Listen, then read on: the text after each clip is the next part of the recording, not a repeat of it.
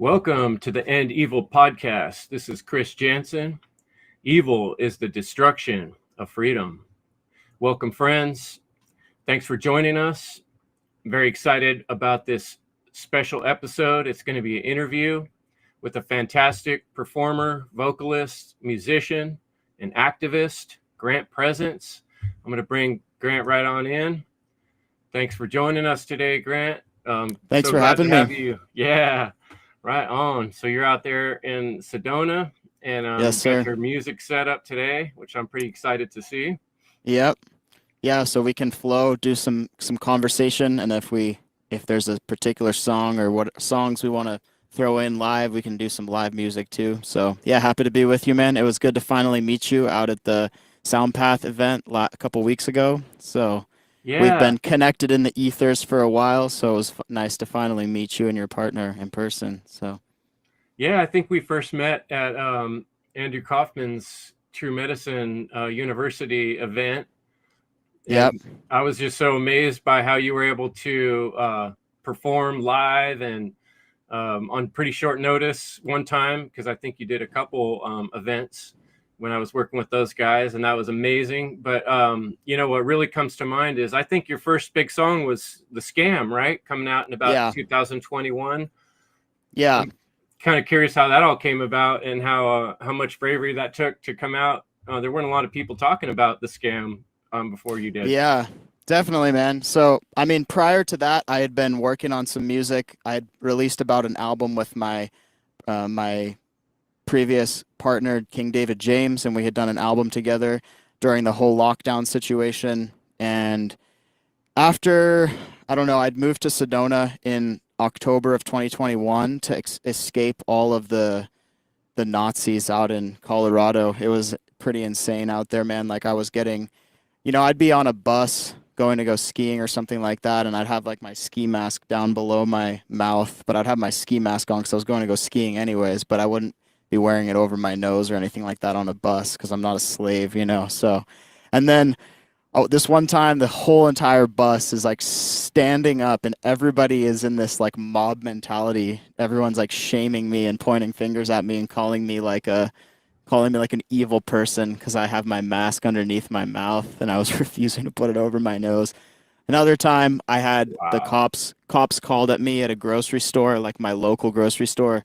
I ended up walking home with my groceries because I was just a few minutes away from my house. I checked out real fast and walked home with my groceries, and three freaking pigos just come following me all the way to my house. I lived in like an apartment complex, so they didn't know exactly where I lived. And they also, I left my car in the parking lot of the grocery store because I didn't want them to get my information. I didn't want them to know my fictional name based on my license plate or whatnot. So I just walked home with my groceries. And yeah, I just asked them, I'm like, am I under arrest? And they're like, no. And they just kept trying to press me and trying to find a way to trespass me and all this stuff. And all over just, grabbing some groceries without a mask on in my local grocery store. So just all those kind of situations led me to leave where I was living at the time in Colorado, and I found my way out here to Sedona, Arizona, where people are a lot more free. Most people are pretty awake, especially the younger people who live out here. And I just found that this was a much more aligned community with people who seem to appreciate my music out here and stuff like that.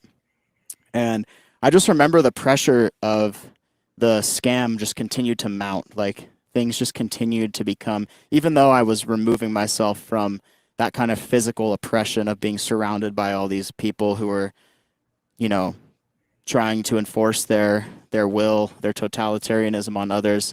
I'd kind of removed myself from that situation, but I could still see all the stuff that was going on. And I was pissed off, honestly, and then that was what led to the song Scam. And that was the first tune that I released as a solo artist, because prior to that, I'd been releasing music with my past partner, David James, and we had been, working on stuff together, collaborating, and that song kind of signified the beginning of the new phase of Presence of, my solo project of just me writing songs and recording things, doing things all by myself. And that song just felt like an opportunity to sort of transmute a lot of the negative energy that I'd been feeling, a lot of the anger that I'd been feeling into something productive. And fortunately, it seemed to resonate and land with people. And I remember like a couple larger channels on BitChute, like Max Egan, the Crow House, reposted it and got like, I don't know. I mean, realistically, it probably has over 1 million views and streams if it wasn't for the censorship. But, Right. you know, as a result of the censorship, you can see there's multiple ways where I have documentation of my view counts going backwards and stuff like that. And it even got censored off Spotify at one point. And so then I have like 2 different listings of it on Spotify where I can see. Yeah. So anyways, man, I was just grateful that it landed with people and people seemed to, appreciate the rawness of that song, which really just came out of my anger around what was happening at the time and I sure my did. desire to say something about it. So Yeah, I mean, like coming across someone like you really helped me out because I was fighting my own little battle on my own. Like you, I didn't want to wear the mask from the very beginning. And coming across like your music and another person like Will Keller, other people that I found online that were of the right mind from my point of view. I needed that confirmation at that time. I really appreciated it. And that was kind of when I was first coming out with the And Evil podcast. But speaking of your name, Presence, which that's one question I have is how you came up with the name Presence. Maybe I'll field that first before I ask the other one that's on my mind. Yeah. I know. It's always great to talk to people who are like, yeah, I never wore the mask from the very beginning. I was never going to do that, because there was a lot of people who didn't agree with it, but they still went along to get along. And I feel like the people who I'm truly friends with now, like my wonderful lady, my girlfriend, Jen, like she never, ever, ever wore the mask from the very beginning. And it's not like a judgment on anyone, but like I definitely have a strong resonance with those people who are just like, you know what, It took a lot of courage. It took a lot of courage, and it took a lot of, especially when there was so much deception going on, and it was hard to even have a real sense of what was going on. The people who were willing to stand their ground and stick to, the right action of, doing something because it doesn't cause harm to anyone else. Like it doesn't cause harm to not wear a mask. Like it actually causes harm to wear a mask, as we know from a lot of the research from Andy Kaufman and other people like that. So just the people who are willing to stand their ground, I have a lot of respect for those people from the very beginning, and the people who were able to see through the deception from the very beginning instead of the people who just like jumped on the bandwagon 2 years in because they realized that a lot of their audience had woken up and they had to like get with the program kind of thing. I saw a lot of that. Whereas I think the core group of people who I'm currently connected with, like we all saw it from the very beginning. We all knew that this was a scam from the outset. So I think when I released that song, people were like, "Oh fuck yes!" Like somebody's calling it out like it is, as a blatant faced like lie and deception, and not just like, all of this kind of communist tiptoeing around the truth kind of talk.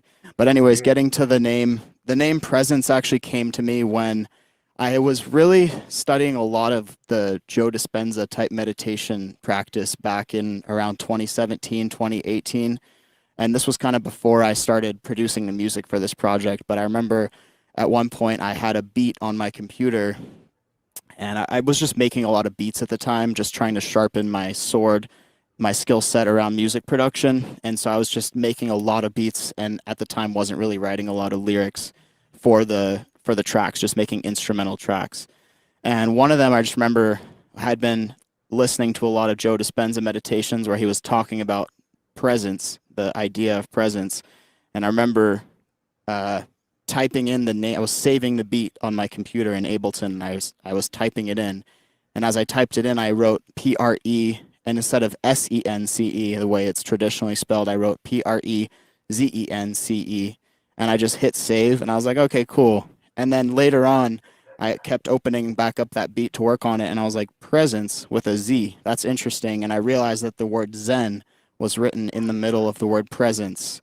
And, that state of Zen is the state where the mind essentially goes offline, like the chatter of the mind goes offline. And I was actually listening to a podcast that Mark Passio just did with Archaics, Jason Brashears. I don't know did you see that? That one was so good. I was pretty pumped. Bro, that was such a good podcast. Like it was so cool to see the two of their minds meeting in that way.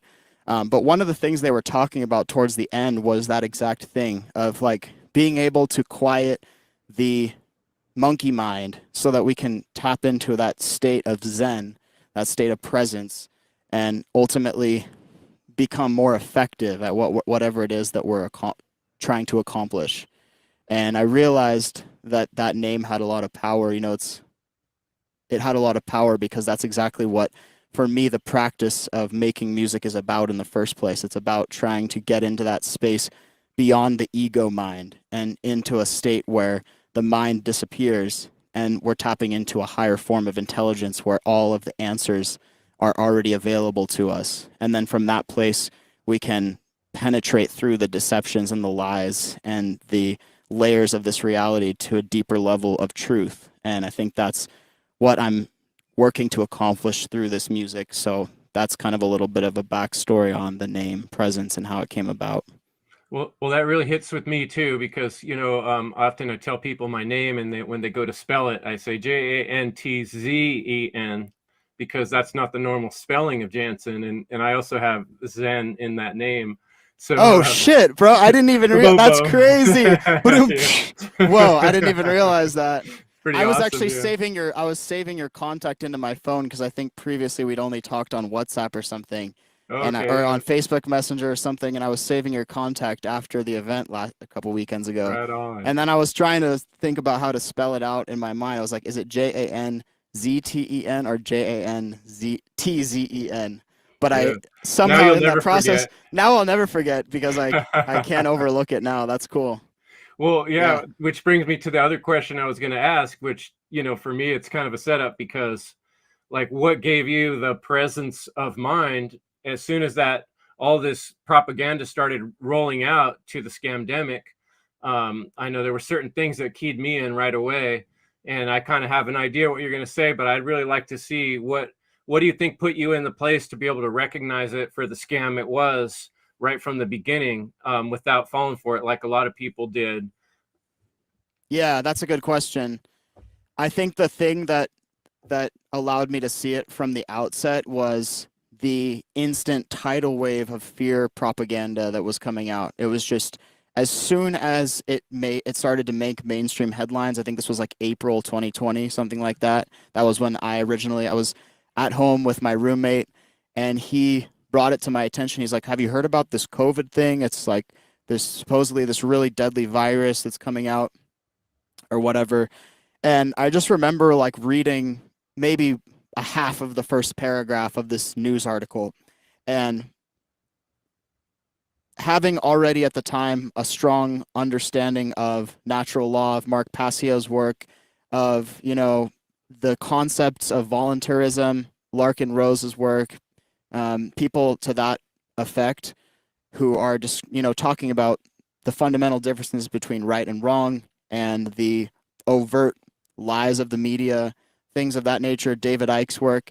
It just immediately became apparent to me that this tidal wave of fear propaganda there was some kind of a Hegelian dialectic at play. That kind of speaks to David Icke's work of they always come with a problem first, they get a mass reaction from the public, and then they roll out their pre-planned solution, which in this case was the mRNA vaccines, genetically modifying humanity, and, ushering us into a sort of technocratic control system state that we're moving towards now. So I don't know. I would be curious to hear your thoughts on what was the first thing that was the red flag for you in terms of what was like, oh, this is obviously a lie or something from the very beginning. Yeah, I mean, I think like you're saying, it was just pretty obvious really quick. And Yeah. I feel like what prepared me for that, like you're saying, David Icke, some of the other truthers, but mainly Mark Passio's work, just being able to recognize right away that, wait a second, this is my body, this is my choice. And Yeah. being really clear on that understanding, having that prerequisite knowledge, it just like the falsity of the way things were being rolled out, just you could see right through it if you'd done that work, if you already Yeah. knew about the importance of autonomy and Yeah. individual. So yeah, and I know you'd studied Mark's work, and you've been a someone who's I remember one of your early videos, you were wearing the One Great Work Network shirt, and I go, oh man, look at that. This is the first time I've seen somebody wearing that shirt in a like in a media video, and I was Yeah. so impressed. So take us back a little bit. Like, how did you first come to even those realizations of truth and freedom and natural law in your life? Yeah, gosh, it's kind of a twofold thing. So I've talked about this a little bit on a couple other podcasts that I've been on, but it was around 2015, 2016 when I started to have my awakening process, and I think that was largely due to starting to work with plant medicines, first cannabis, and then LSD, mushrooms. I went into an ayahuasca ceremony for the first time at a very young age of 18 years old, right after I graduated from high school, and got my ass absolutely beat, like spiritually got my ass kicked, and realized a lot of pain that I'd caused to other people, basically bullying people throughout all of high school because I was a super scared, depressed, traumatized little kid. I lost my dad when I was 14 due to the medical system. He was taking a pill as prescribed and ended up dying completely out of the blue. Like nobody in my family ever expected it. Super healthy guy.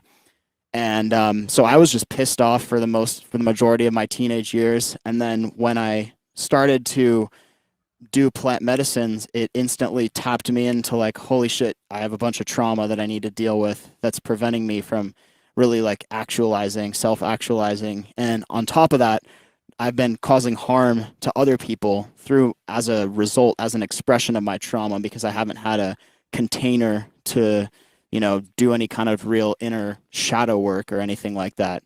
So yeah, the plant medicines were definitely one of the big ones. And at that time, I was just completely fearless. Like I've always been an outdoor recreation type of person. I've been into mountain biking and skiing on a high level since I was a young kid, and climbing big mountains and camping in the backcountry and all this kind of stuff. So there was like this kind of element of adventure and fearlessness. So where I would just like throw myself into these plant medicine ceremonies completely alone with nobody around, no sitter.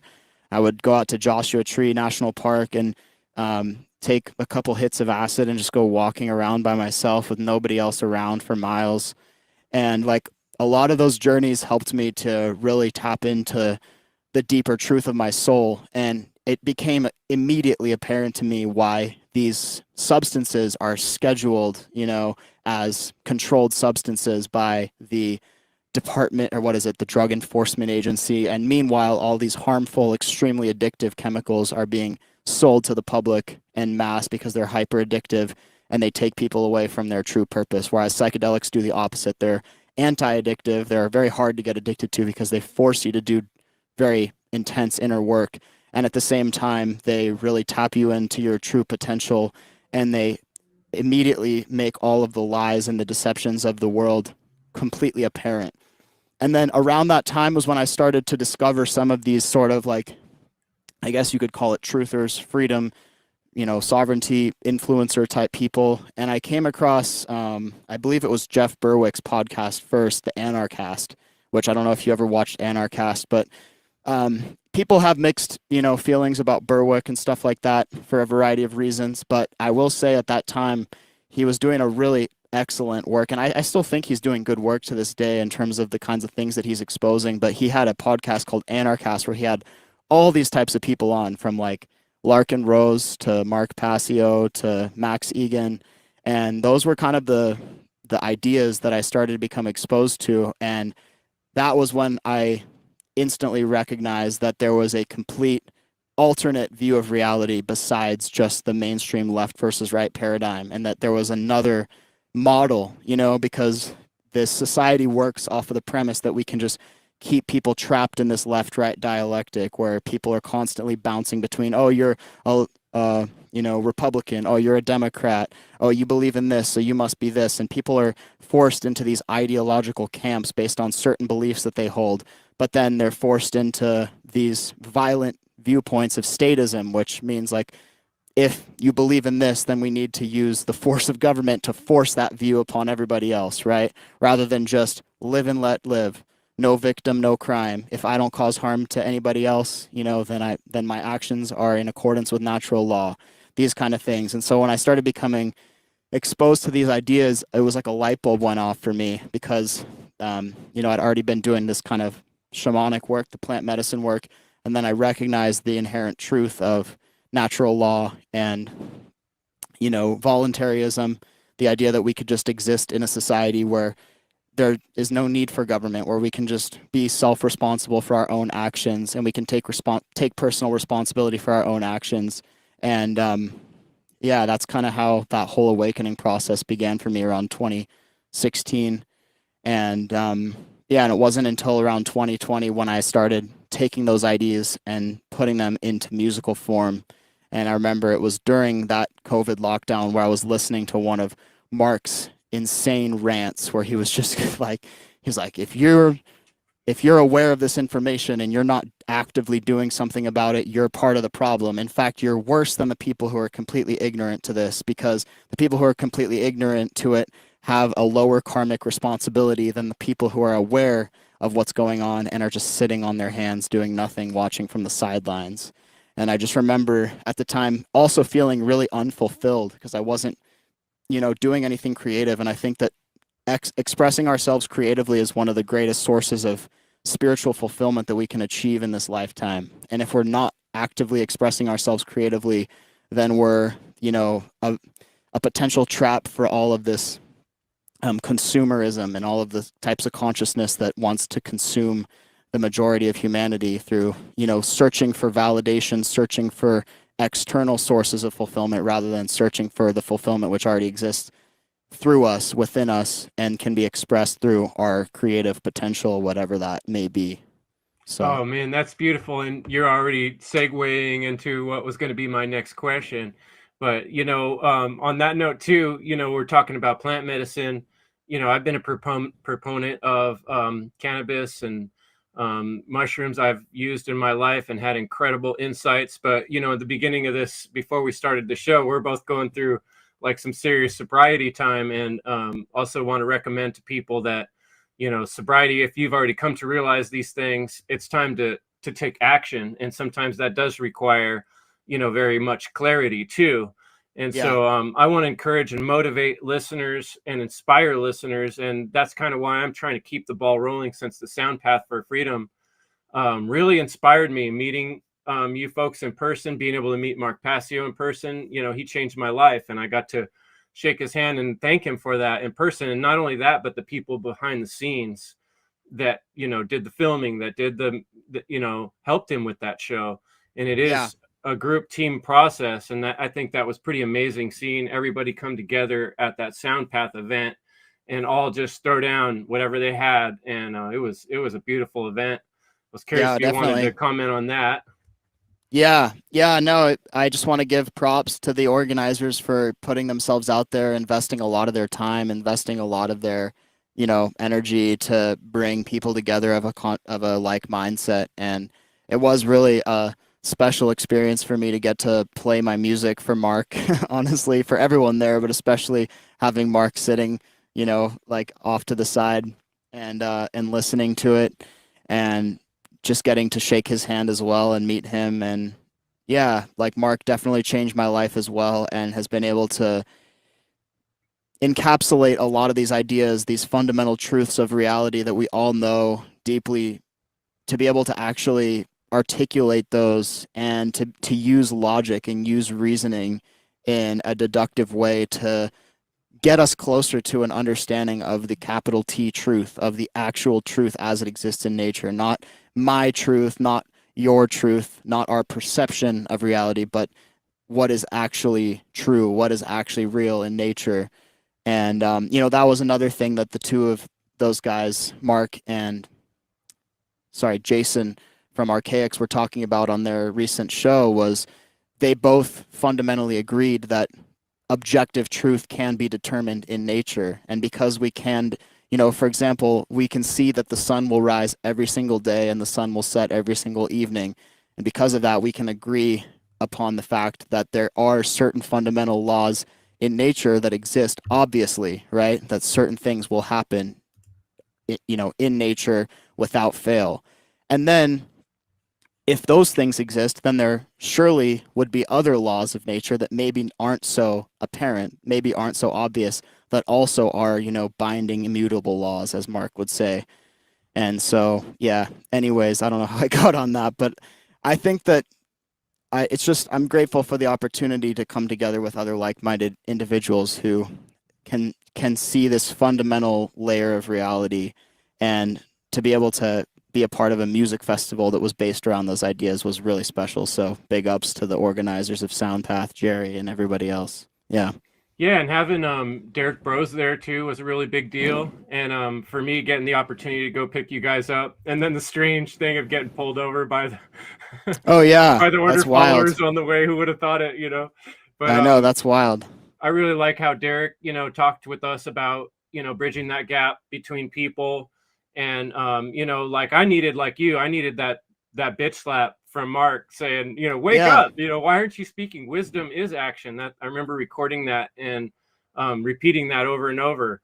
That's what true wisdom is when you actually are able to share the rhetoric with other people. Yeah. And you were talking about during the scamdemic, like going through this anger, and I was too. I remember being furious. I remember listening to Rage Against the Machine as I drive around, seeing lines of people outside of stores with masks, and just like, I was so mad, But for me, doing my podcast and I made a video about, I think it was 15 reasons to refuse to wear a mask. Putting that work out there and sharing that wisdom really helped me transmute that negative energy. And I think that's important for us to share with listeners, because if you're someone who's come to realize these things and you're holding it inside, it'll eat you up. Yeah, so exactly. You got to find a way to let it out. And so maybe you just want to say a few words about how music can transmute that. And then if you want to play a song, man, that'd be kick ass. Sure. Yeah. Let's do it, man. Yeah, I totally agree. I think that that's the real purpose of like creative work, is to transmute feelings. That's why there's so many songs out there that are love songs, right? Because that's one of the most common emotions people feel, is like that feeling of, love and infatuation for another human being. And so, yeah, I think on the topic of anger, right? Mark calls anger the sacred gift, because it's a gift to be able to feel that charge within you, and that charge can lead you towards action. And like you said, if you don't take action on that energetic charge, then that's going to eat you alive from inside. So, yeah. Any song requests, Chris?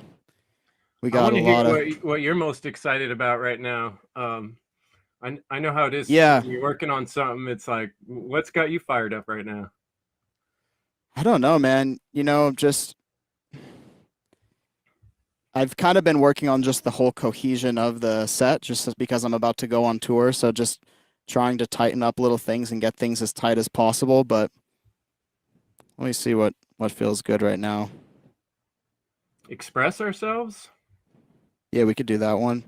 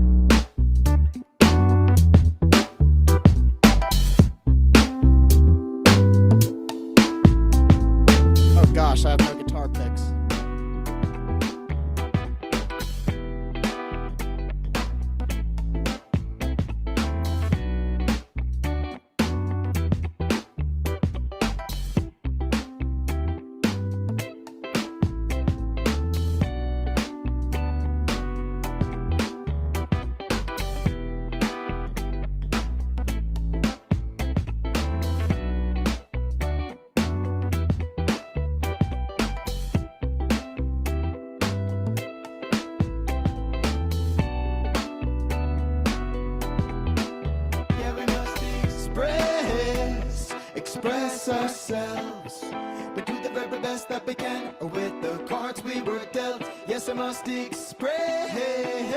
express ourselves, but do the very best that we can. Hey, do the very best that we can. Oh yeah. Yes, perfect song choice, Chris. The very best that we can. Hey, doing the very best that we can with the tools that we've been given by Creator to express ourselves, express the highest reality, you know. do the very best that we can. Oh, yeah. Sometimes I feel like life slips through my fingers. I can't get the grip of bad mind and it lingers. Thoughts in the winter, am I a quitter? Time feels bitter. Sometimes I'm feeling my soul sucking down in a twister. Can't get the lift, crack turns to a rift. My feet they blister. Living in light, give myself the middle finger. With the timeline right up, I took another step in energetic stride. I get out of the house and feel the air outside, cause I get out of the head and let the heart be guide. Searching for a way to a higher plane. Nobody to follow, nobody to blame. Self-responsibility, the name of the game. Creation is a must in this sacred plane. Yeah, we must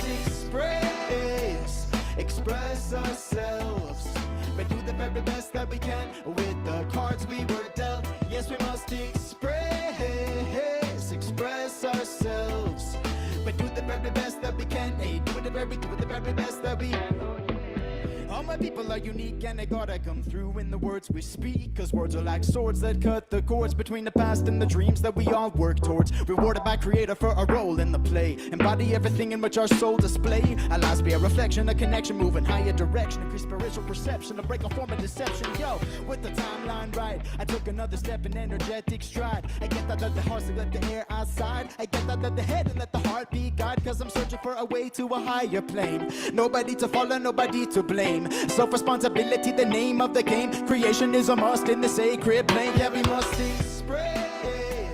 express ourselves every day. We do the very best that we can with the cards we were dealt. Yes, we must express ourselves. We do the very best that we can. Hey, we do the very best that we gotta do what we gotta do, what we gotta do, what we gotta do to be free, to be free, to be free. Yeah. We gotta do what we gotta do, what we gotta do, what we gotta do to be free, to be free, to be free. Yeah, yeah, yeah. We must express ourselves. We do the very best that we can with the cards we were dealt. Yes, we must express ourselves. Yes, we do the very best that we can. Hey, do the very best that we can.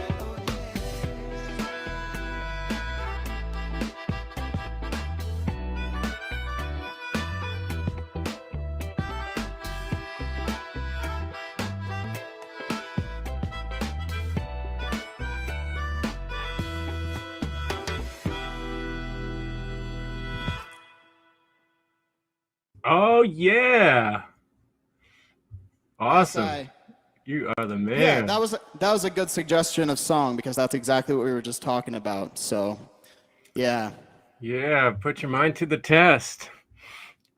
I love it. I love how you're just such a talented guy, and man, the way you swing that guitar around or grab your other instrument and go back and forth between all that stuff. It's just amazing to watch. Folks, you gotta get on. I dropped all my picks on the floor, so I pulled the guitar around, and then I was like, oh, there's no picks. All right, we got picks now though, so we're good to go. But that's the thing. You got to roll with it, and it got me thinking too. Like I've tried to play with music, and I get really like kind of down on myself sometimes, like I'm not good enough and stuff. But I think I want to encourage people that are listening. Like, you're not going to be Presence in a day or two, but like I'm sure it took you years and years of work of building up these skills. But like, how would you encourage other people, with their music and their skills to actually start expressing themselves and to get past that negativity or that part of their mind that says, oh, I'm not as good as Presence, Yeah, or that's a really good question. Yeah, that's a really good question. Honestly, dude, sometimes I still watch other musicians play. Like, I really like this band called Snarky Puppy, which some people might know. They're an insane funk band of like all these Berkeley graduates, and they're all just like unreal musicians, just next level. And they'll sit in a room and record a whole album, start to finish, all live in the studio with everything mic'd up. And the musicianship is just unreal. Sometimes I watch bands like that and I'm just like, wow, I'll never be that good. You know what I mean? And the thing is, at the end of the day, it doesn't matter. Like, at the end of the day, every single person on this earth, I think, was born with some kind of creative gift to share. And it doesn't matter. I think that the concept that, oh, I'm not good enough right now, so therefore I shouldn't do anything, that kind of gets into this idea of like learned helplessness. Richard Grove talks a lot about that in his autonomy course of like, oh, well, I don't have that skill set right now, so that'll just stop me from ever trying, you know, like I don't have that skill set. Like I didn't have this skill set of looping all these instruments and then live dubbing and singing and all this stuff that I just did in that performance. Like I didn't have that skill set just a few years ago. And, you know, obviously it took a lot of hard work to get there, but everything in life, I think, is figure outable. Like we can always figure out a way. If there's a passion behind something, there's always a way to do it. You know what I mean? And I think that the joy of life is in that process of discovering what that passion is and discovering what that freedom of expression could look like. And so I would just encourage people to not be afraid to start. You know, if maybe you have an inclination towards something, just start working on it, just start chipping away at it every day, because the satisfaction you'll feel just from the process of doing that is what it's about. It's not about the end result of like, you know, it's not about the end result. It's about the process. But if you are truly present with the process, you will create some excellent results in the end. So that's what I would say. What would you say? Yeah, I feel like you have to push through a lot of times. Like you're saying, the picks are on the floor and you're live, you know, people are watching, and you just got to make a joke of it and be like, oh, picks are on the floor. Yeah. But I'm going to keep going. And I think people do appreciate the rawness and the realness of being human.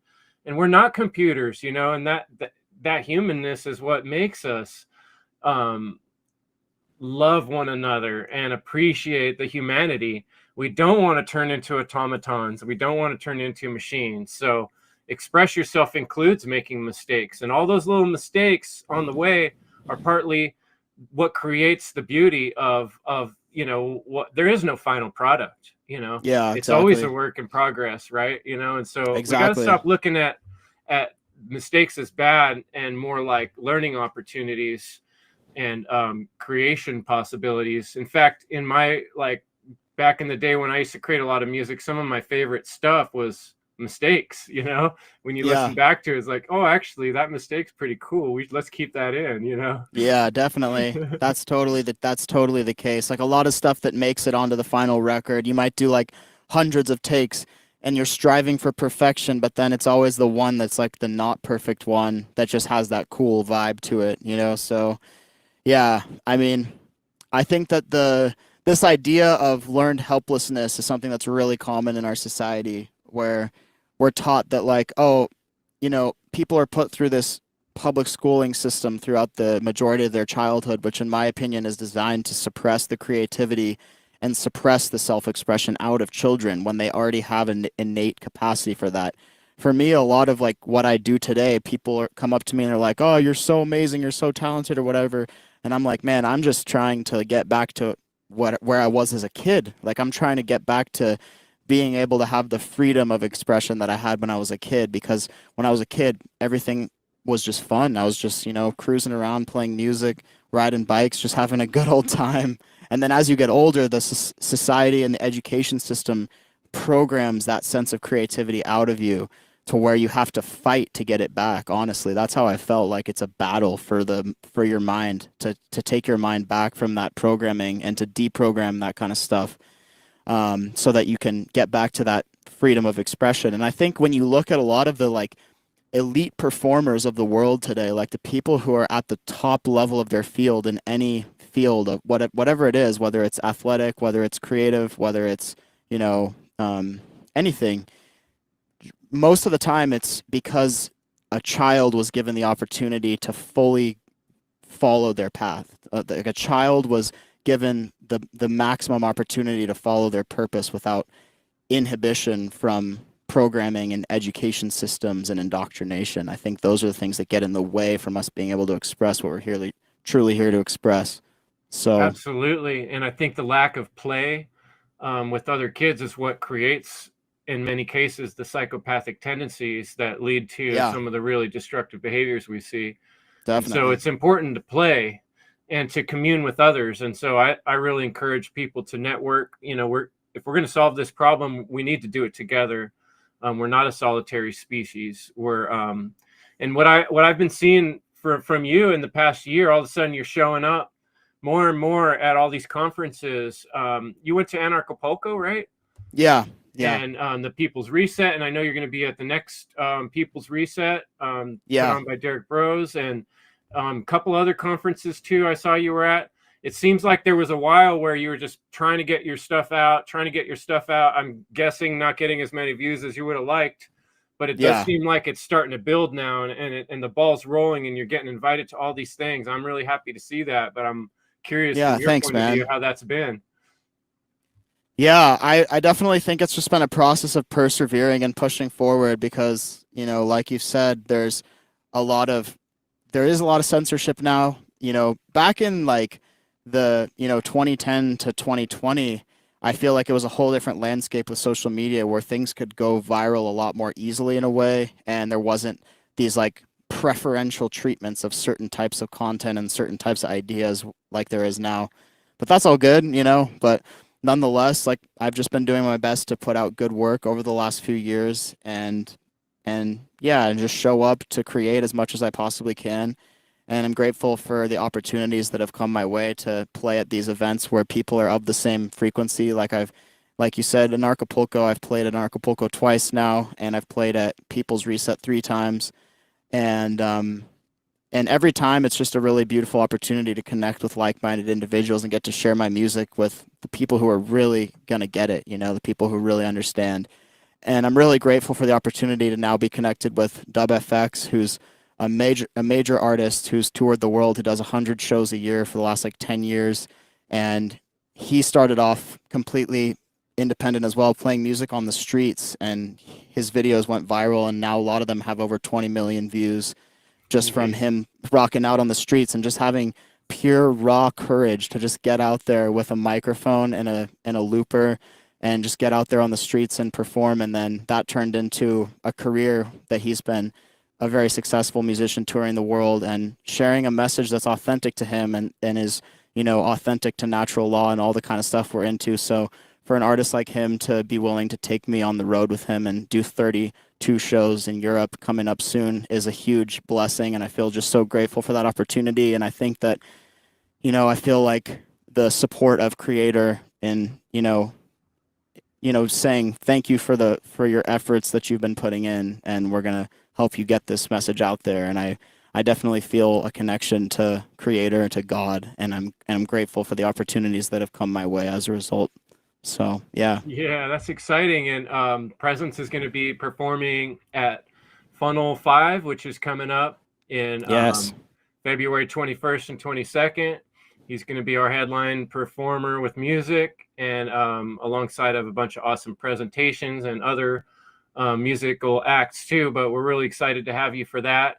And I'd like to hear about, you're going on tour, right? And I'm going to share your website because I want to send people to your website if I can manage to bring that up here. Tell us a little bit about what's going on. You're going on tour. So Derek originally connected with DubFX all the way back in, I don't know, I think it was like 2011 or something like that, when he was still street performing and Derek was doing a lot of his core activism. And then Derek invited him to come out to the People's Reset in the UK. If you go to just my homepage and scroll down, you'll see all the tour dates there. Just scroll down. I saw it. There it is. Yeah, look at that. But yeah, so that's how we originally got connected with DubFX, and he instantly, you know, was really receptive to this whole movement of people who are pro-freedom, pro-truth, pro-natural law, all that kind of stuff, and his music is very aligned with that. And so we actually did a small tour this summer with him, myself, and 33 Derek Bros around the United States. And then he was gracious enough to invite me to come on this European tour with him and Mr. Woodnote, who's his sax player, an insane sax player. Both of them together is just like electrifying. They're incredible together. So yeah, I'm just super grateful for the opportunity. And the title of the tour is also the title of his most recent album that he just put out, and it's called The Open Secret Society. And this is very much along the same lines of the kind of stuff that Mark talks about too, because this is about, like, instead of it being a closed secret society, it's an open society where we can openly share these concepts of, occult concepts and make them publicly available. And that's kind of the purpose of the album that he just put out. So definitely I recommend people go check that out. I'm actually featured on 3 of the tunes on the album, and a lot of my friends as well. Elias Clay, Bruce B., his beautiful wife, Sahida Apsara, is featured on a tune. It's amazing. He's got a whole host of different artists from around the world. So definitely check it out. And yeah, I'm stoked to be performing on Funnel and Freedom Under Natural Law, very much aligned. So yeah, man, I feel like what it's about is just that it's not necessarily about the size of the movement at this point. It's about the integrity of the movement, It's like it doesn't really matter how many people are awake to this information. It's about the fact that there are people awake to this level of the information, and that we're actively working to spread that information. And however much that spreads, that's up to God, and that's up to the free will of the people who are willing to spread the information. But, Yeah. I'm grateful for you for putting your free will action into spreading this information, and to everyone else who's actively doing that. That's what we need. Thanks much. So, yeah, man. One thing I particularly appreciate about you and your work is you're so authentic, and you haven't backed down 1 inch on your message. Your words are solid. And I know there's probably going to be pressure at certain points in your career to say things differently or reach a crowd differently. I know there's always a balance on that. And that's a good conversation we had with Derek Bros too. We do have to find a way to bridge the gap to reach more people. So I was curious, that kind of last big question. How do we bridge the gap to people that aren't ready for the full on message? And how much you think it's okay to back down on certain things? Yeah, that's a good idea. A good question. Personally, I don't really foresee myself ever wanting to compromise my message in any kind of way in order to, even if it were an opportunity to reach more people, that's why I'm really grateful to DubFX for being willing to take me on this tour where I'm going to play all the way across Europe to 1,000-seat audiences, and pretty much his entire audience, like most of his major hardcore fans are in Europe, though he does have fans internationally. And so for him to know my message and know how, intense and raw it can be, and to be willing to let me take the stage with him and put that out there to his audience, I think says a lot about him, and also about the fact that there are opportunities for us to get this message out there to bigger, crowds of people. But I think ultimately what it comes down to is, Mark originally said that he's not here to reach the masses. He's here to reach the teachers who are here to teach the masses, if that makes sense. And I think that everybody's unique creative expression is a different avenue. It's like a different, it's a different little, what do you call it? All of the little veins on a tree that all kind of spiral out naturally. Yeah, it's like we need everybody's effort. We need everybody speaking the truth who's aware of it in their own way to ultimately reach the critical mass that we're looking for, where we can start to live in a world that's more moral and therefore more free, the way we know it can be. So, but I think that music is definitely a powerful vehicle. Like, that's why the elites use music and cinema as 2 of the primary control mechanisms. They use Hollywood and the music industry, which are corporately owned and bought up and have a lot of power behind them and a lot of money behind them. And they basically are just, a meat grinder that's just churning out as much content as possible. And it's very clear how that content has an undertone of the types of agendas that they're trying to push on the masses, right? And so they're using that art form because they know that art kind of dissolves the boundaries and the walls of people's, to allow information to enter people's subconscious. And so that's the power of art. That's the power of music. That's the power of film. the power of painting, whatever the art form is, right? It kind of dissolves those boundaries that people have, you know, to where you can get a message directly into people's subconscious. And so I know that there's a lot of people, like I get invited to perform at a lot of sort of these more transformational festivals, like people would call like hippie festivals or whatever. I don't know what you'd call them. I think the proper term is like transformational festivals. But there's a lot of very, you know, free-spirited people there, right? And a lot of those people probably don't have the kind of like vocabulary of natural law and the kind of things that we talk about in this community, right? But music, through the music, it's able to bridge that gap, as you're saying, to where people are open-hearted, they're receptive to the music because the music feels good, and then the information that's underlying can reach the subconscious and help to create a transformation. And so I think that that's one of the powers of these tools that we have, these artistic tools. So Yeah, I've had a couple interviews with people that have studied hypnotism, and some of the main aspects of hypnotism are repetition. And, you know, that you get that in music, right? You get to repeat the message over and over.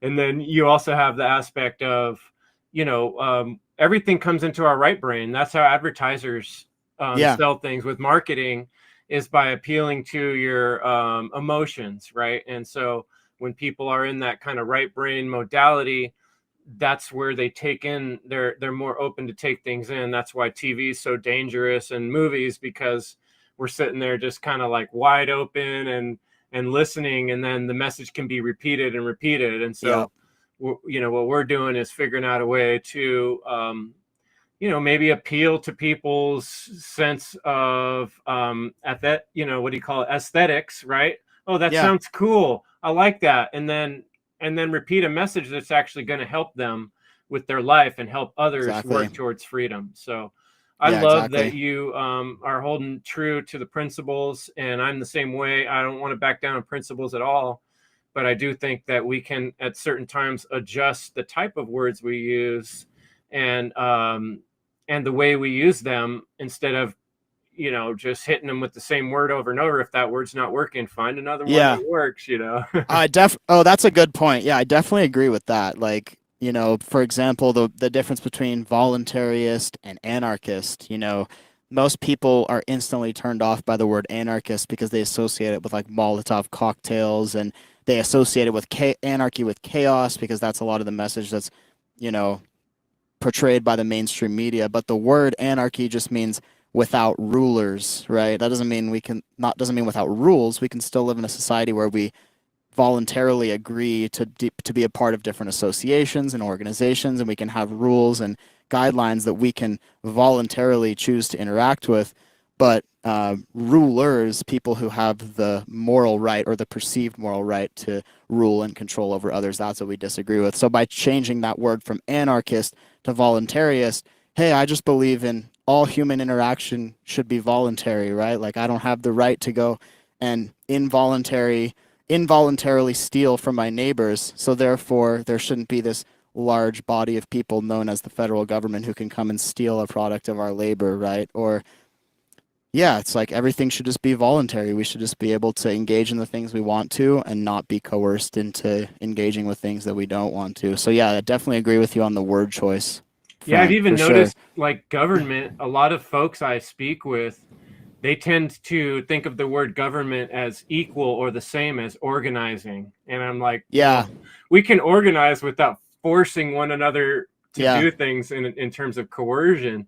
And yeah, trying to bridge these gaps is part of the game we gotta figure out. And I appreciate the way you're going about it. So yeah. before we close up, I mean, how can people connect with your music?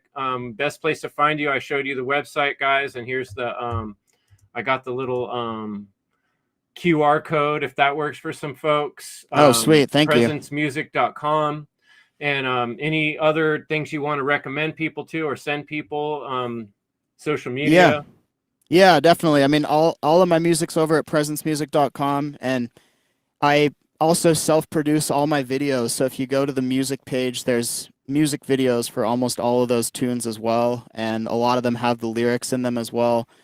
And then on the lyrics page, there's all of my lyrics are also written out. So if you do feel like diving in and seeing what the lyrics are, sometimes they go really fast. So you can just click on those and you can actually, Here we go. Yeah. yeah. So I have all that up there available for people.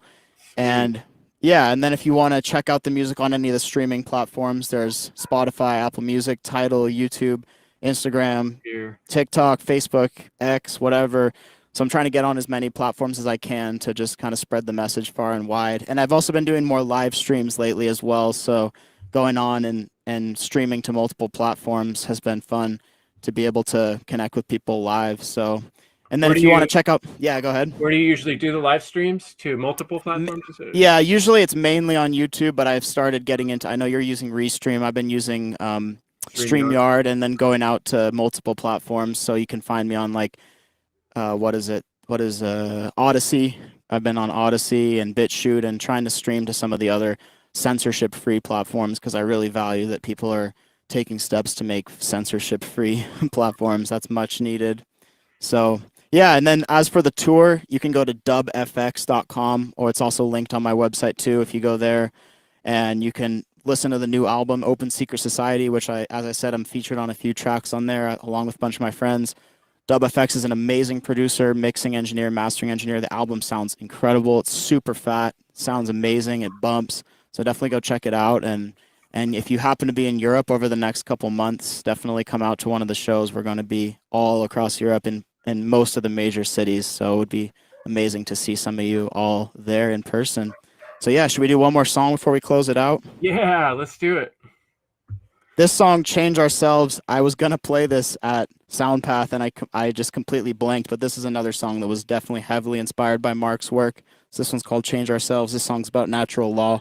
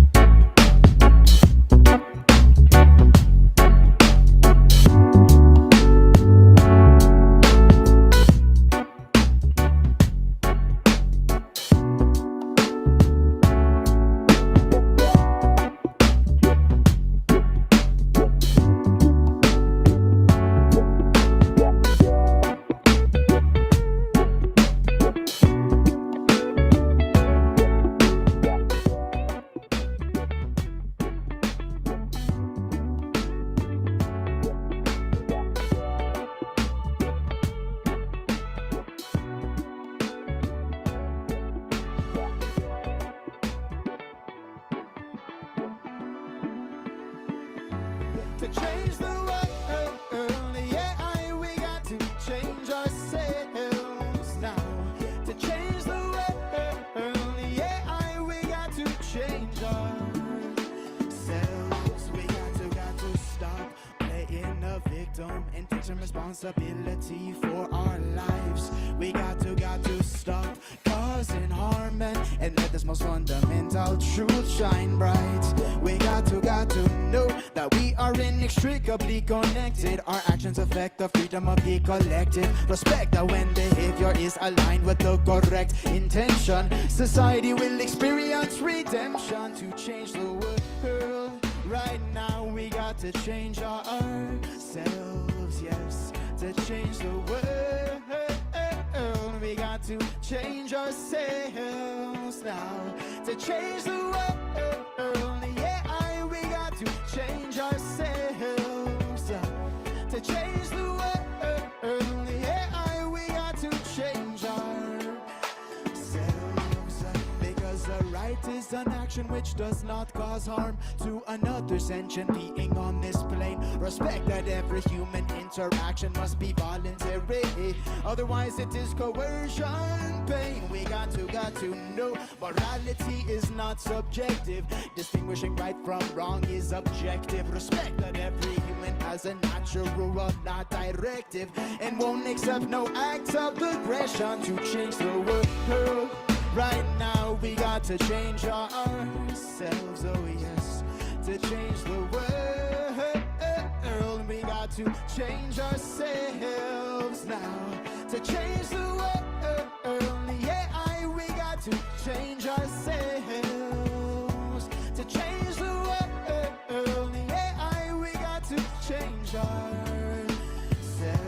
Well, are you going to compromise your integrity for the fear of making other people angry now? Are you going to compromise your integrity for the fear of making other people angry now? Are you going to compromise your integrity for the fear of making other people angry now? Are you going to compromise your integrity for the fear of making other people angry now? Are you going to compromise your integrity for the fear of making other people angry now? Are you going to compromise your integrity for the fear of making other people angry now? Are you going to compromise your integrity for the fear of making other people angry now? Are you going to compromise your integrity for the fear of making other people angry? To change the world,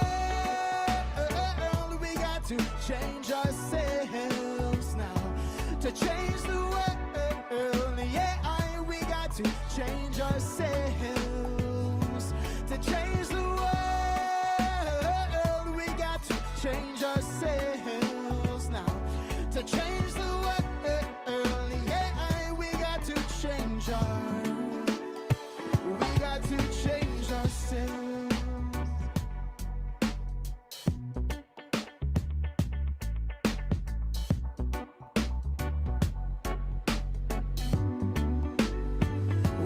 To change ourselves, got to change ourselves.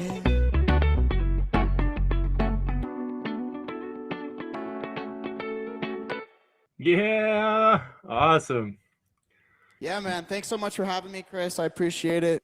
And we're looking forward to Funnel, and it's going to be a good time. So, like you said, folks, don't be lame. You got to change. It's up to you to make the difference. We can change the world. In fact, we are.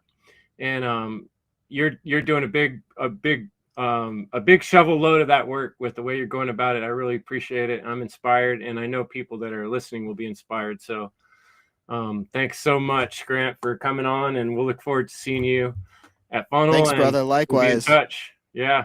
Sounds good, man. Thanks again for having me. All right, folks. We'll see you next week. Evil is the destruction of freedom. You got to change the world. Yes, I.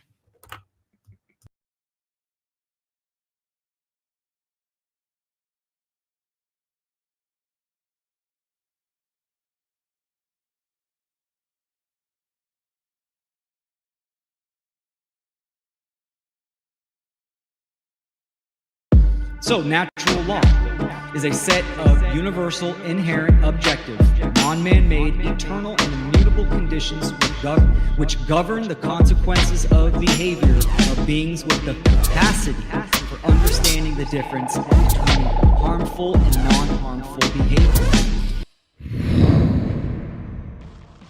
Funnel 5, a free 2-day online conference. Ignite hearts and minds. The event that will spark truth, love, and freedom. February 21st and 22nd, 2026. For more information, visit freedomundernaturallaw.com.